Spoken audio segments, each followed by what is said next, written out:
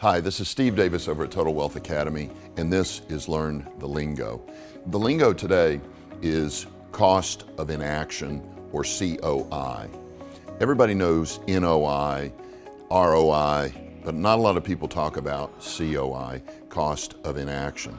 But it is an actual term used by professional investors to understand what they have lost by procrastinating for months or years.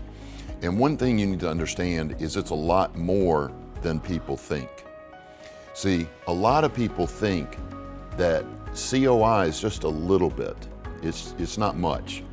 And the reason they think that is they think that if they procrastinate for 2 years, they're losing what they would have made the first 2 years of their investing career.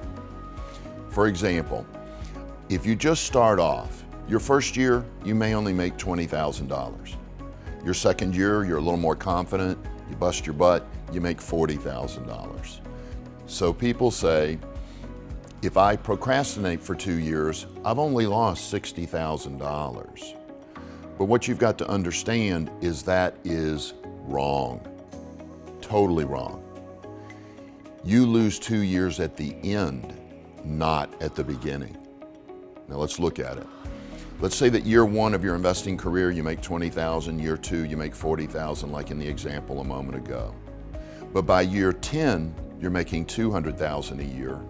And by year 20, you're making $1 million a year. Because you procrastinated for 2 years, you lost $2 million, not $60,000. See, the more you procrastinate, the more you lose. If you're in your 70s, and this is an example. A guy listened to me on the radio for 20 years before he ever joined up and started taking action. In his 70s, he was making between $500,000 and $1 million a year.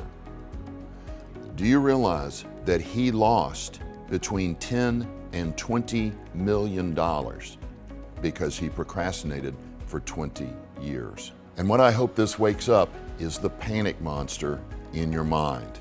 If you're not familiar with that term, we're going to cover that term, not necessarily a business term, but it's slowly becoming one. But the panic monster is what gets you to take action.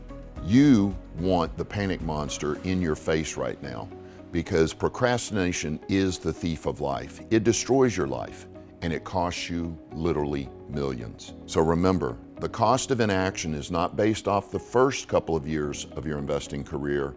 It's based off the end of your investing career when you're making the most money. And that's Learn the Lingo. Thanks for watching.